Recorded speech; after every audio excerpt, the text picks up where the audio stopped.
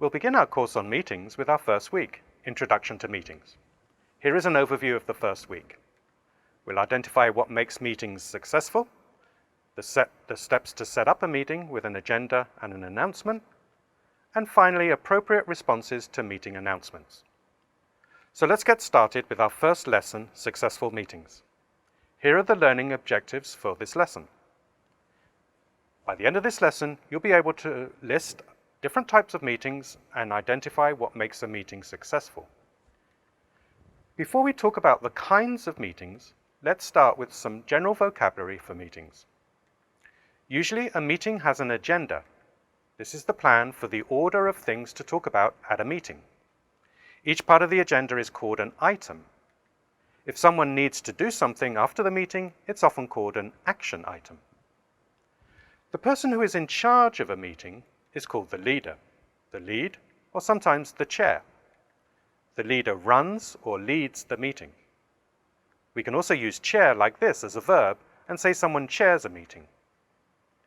In most meetings, someone will write down a summary of what was discussed and what was decided. These notes are called minutes. We use the verb phrase, take minutes, to describe writing these notes.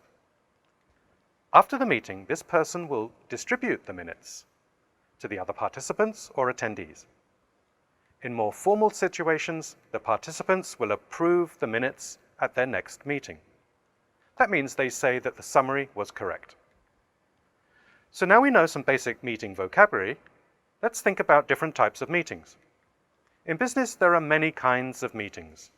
For example, social get-togethers, networking meetings, and negotiations with people from different companies. In this course, however, we'll be mainly talking about internal meetings, meetings with people you work with. Even so, there are still several types of internal meetings, so let's talk briefly about what they are. Basically, the type of meeting often depends on what the purpose of the meeting is. Look at this list of different meetings that might happen in a company. How many have you participated in?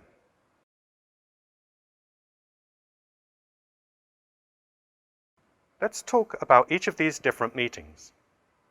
The purpose of an information meeting is to explain something. In an information meeting, there might be just one or two speakers and an audience. Participants usually listen and may sometimes ask questions. A team meeting is when members of a particular team meet, for example, a management team or a finance team. Usually these meetings are scheduled regularly, weekly or monthly.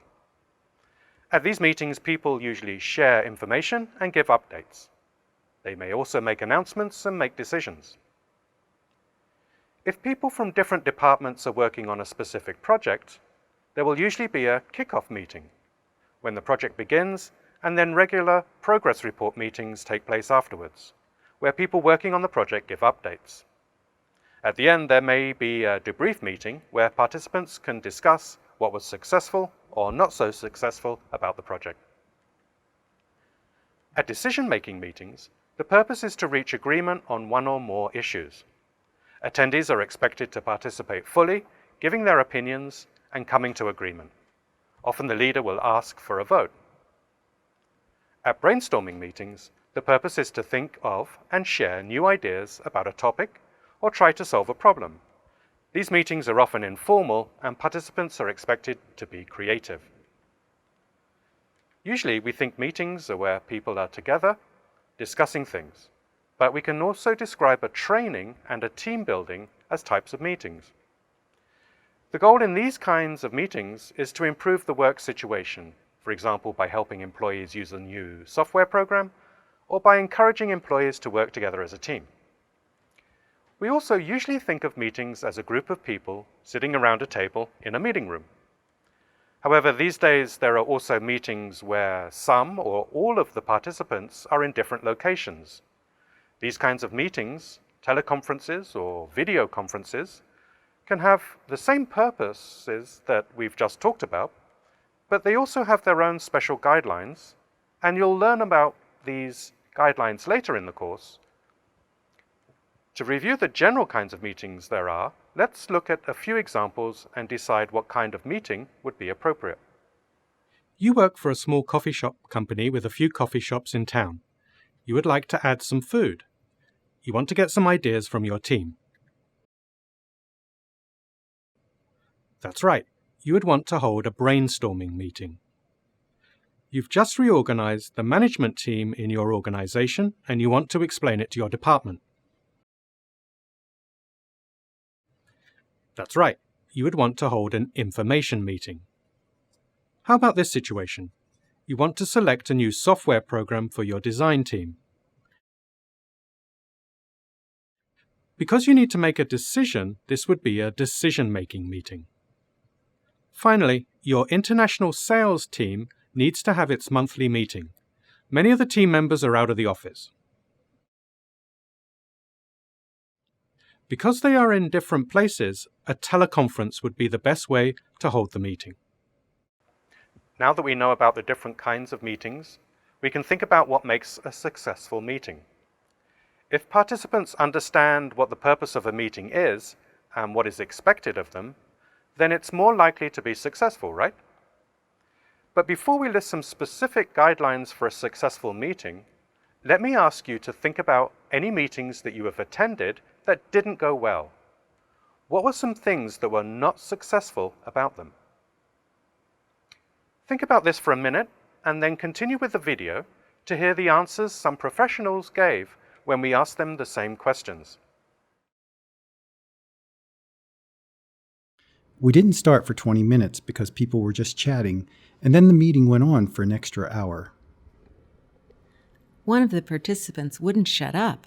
No one else was able to speak. I didn't really know what we were supposed to be talking about, and at the end, I didn't know what we had decided.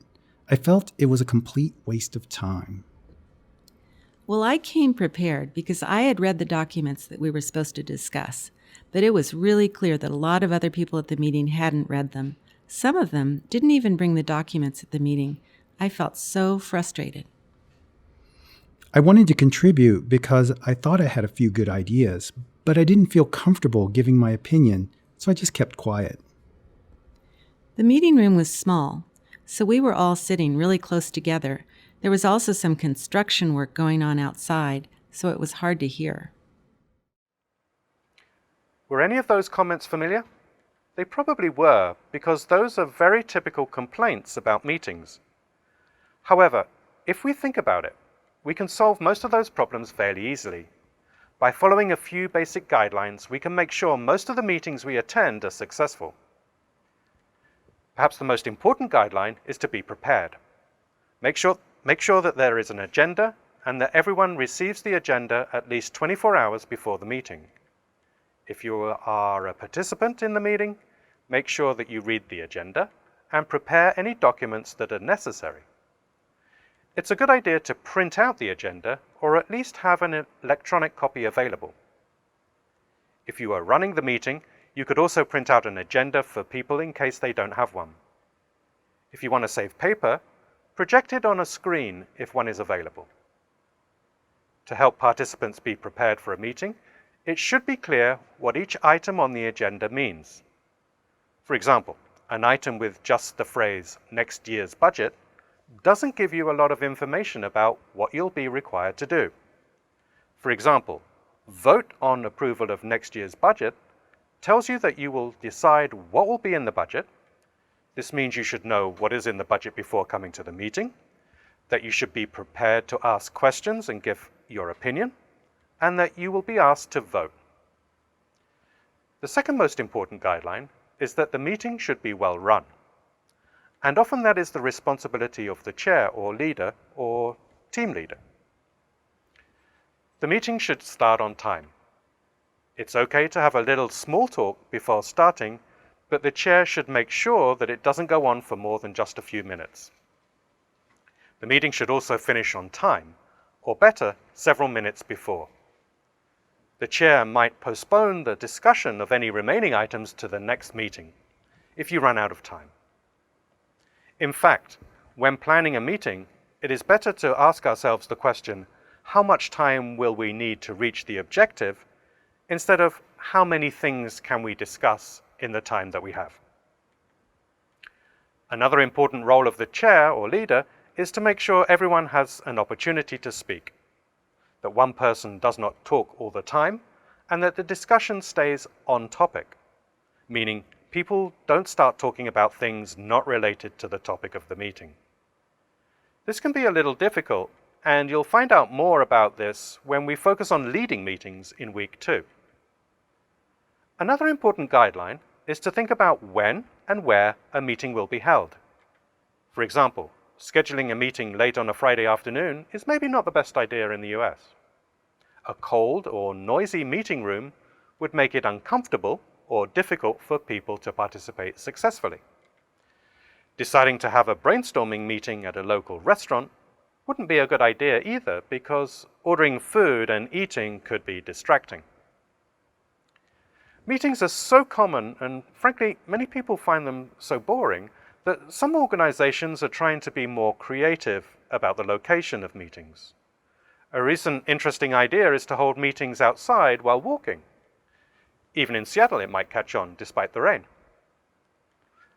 When the meeting is over, a summary or the minutes of the discussion, including any decisions that were made and any action items, should be sent to all participants as soon as possible.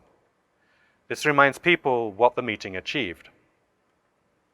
Finally, when we are in meetings with people who are from different cultures and who speak different languages, we should always be considerate of those differences and do our best to make the other participants feel comfortable participating in and speaking in English.